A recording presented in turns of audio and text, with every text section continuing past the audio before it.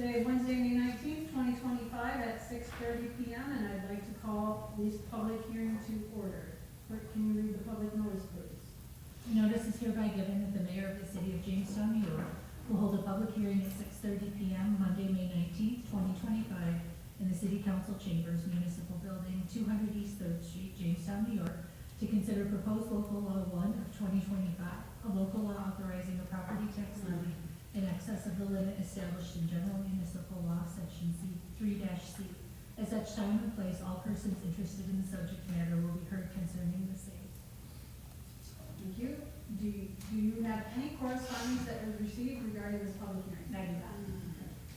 At this point in time, this is the opportunity for the public to address the public hearing. Is there anyone here wishing to address the public hearing on the subject matter at hand?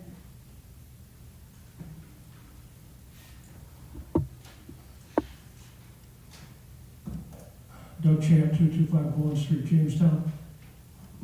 I wanted to be here because the apathy on public hearings in Jamestown is a sad commentary. So at least one person shows up. I don't want to be the only person, but by volition and my interest, I have a calling to come here. In your local law, you referenced January 1st, 2025. Is that correct? In section 3? I mean, we're already in 2025, wouldn't that be 2026? That must have been a typo. I apologize, Mr. Chair. Well, I mean, it's up to a citizen to point this out, and I think city council would be able to understand that we're not doing that for this year. So does that throw out the whole process that you're in because you got the wrong year? We still have to handle override. I mean, the public hearing is incorrect. The notice. Well, this is local law number 1 of 2025. This is the first local law of 2025 that will be voted. But it's not for the 2025 tax levy increase. Just simply make an amendment to the. Yeah, it is the local law, first local law of the year. You've done that. But it's not, this is commencing January 1st, 2025, that requires a real property tax levy in excess of the amount otherwise prescribed in General Municipal Law 3C. I bring that to your attention because it's kind of confusing. Just make an amendment to 2026. Should be in 2026, correct? Okay.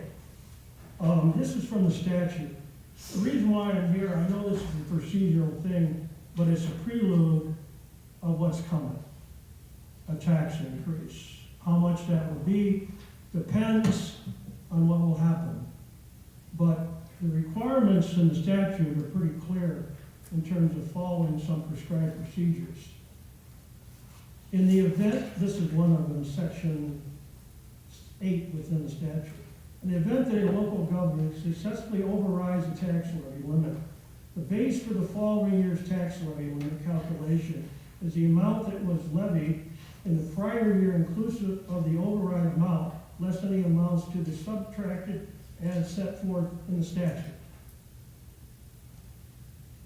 How do you feel about that statement? That was. You didn't write it. Well, I don't know how you, I mean, it's in the statute. I mean, what you've done before indicates what you're going to do now. yes, I don't know when you ask how you feel about it, it's just kind of a fact. So, I mean, are you following that prescribed format? Yes, so obviously a budget will be made by the treasurer along with department heads, which this body will eventually vote on that budget. This will give them the ability to raise taxes if they have to, by 2%. I understand how that works, but there's also a caveat in there regarding the previous time when you've already overridden until you get to this point where you're considering another override. Yes, so the city would have to get to constitutional tax limit in the state constitution, which would be 5% of the total value of the city. I want to make sure you're just aware of this aspect that's in there. Right. Okay, there's another one. Section 3 of the resolution, well, deals with quality of change factor. Have we had a quality of change factor for the city of Jamestown, is my question. And it's important because the tax levy override is critical. Regarding that, the example is this. The QCF adjusts the tax levy limit to reflect the increase in the full value of taxable real property in the local government due to physical quality changes. Example, new growth or significant addition to existing properties. If so, how much, what percentage of the dollar value? Have you had that or not, or have you evaluated it? We have seen, I'm sorry, forgive me for a second, I was distracted, Mr. Chairman, but we've seen year-over-year increases in health insurance. This deals with property taxes. Yes, so property taxes to address rising costs in health insurance and other contracts. So your quality of change factor is based on health insurance. Health insurance, yes. And it has nothing to do with local government due to physical quality change and new growth and significant property development. It's a combination. We've had lower assessments, we've lost assessment cases, property values, property losses, we've had demolitions, we've had no significant, huge growth within the city, to answer your question. It's a combination of things. Well, then the problem really speaks to this, is that because there is no growth or further development in the city that can be transpired over a period of time, therefore, you have to exceed the tax limit because you have no increased value that minimizes the tax levy. I mean, we're putting ourselves in a position, as you all know, for more than a double-digit increase in taxes. And my point is this, the relevance of it is that there is no new growth or significant change in property addition values. That's why we're here. If it was, you would not be asking for this tax levy increase.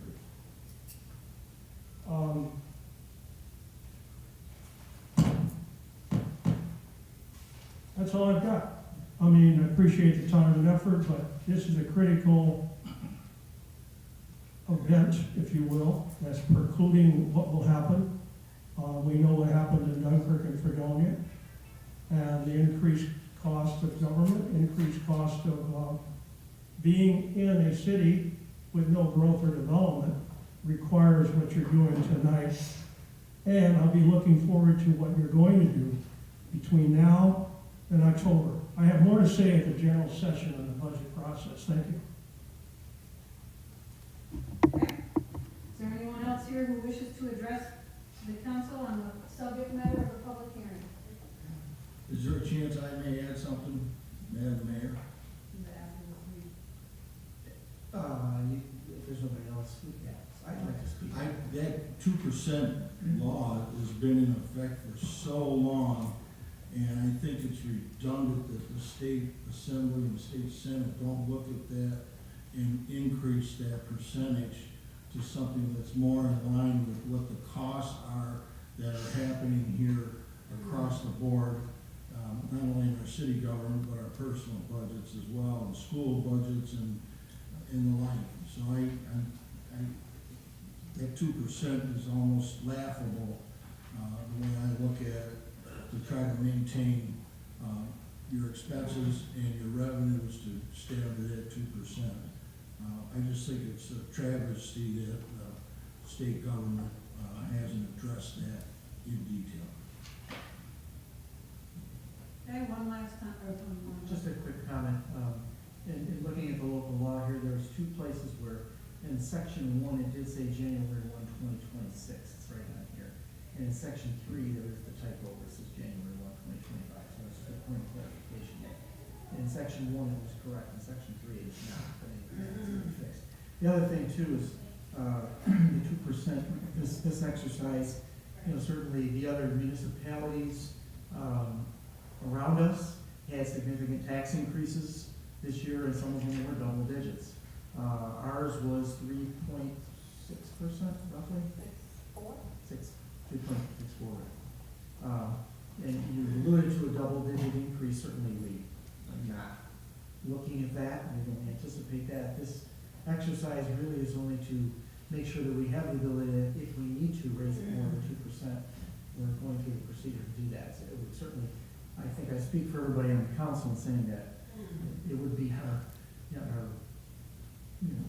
best interest not to do that, but if we have to do it, we will.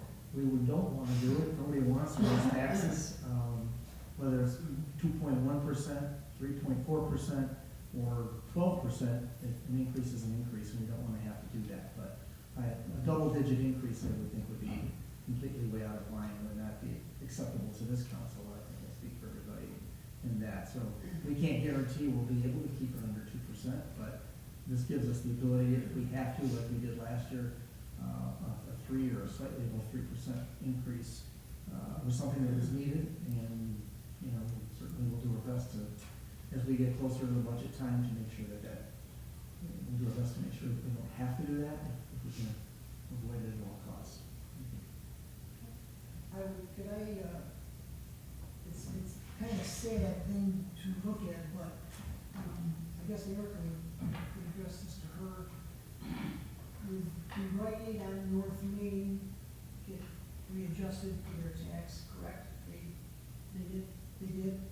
And possibly the Rite Aid on Brooklyn Square, unless it's sold to someone else, we're gonna take a hit there. Am I correct in saying that? So the Rite Aid on South Main did not file a tax surcharge for this year.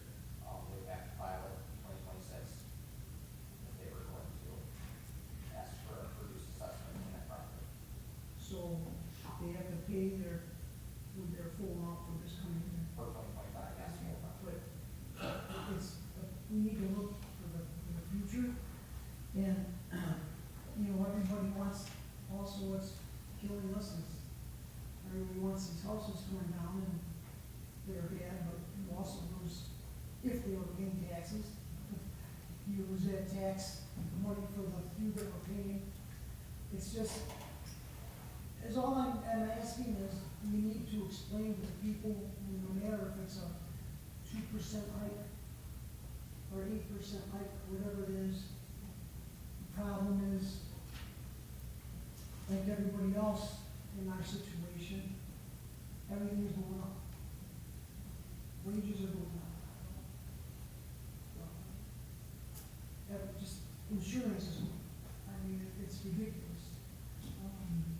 Example was the building for the maintenance on Washington Street. 2 years made a humongous difference in price. But I would just hope that we explain to the people, whatever we do, why we do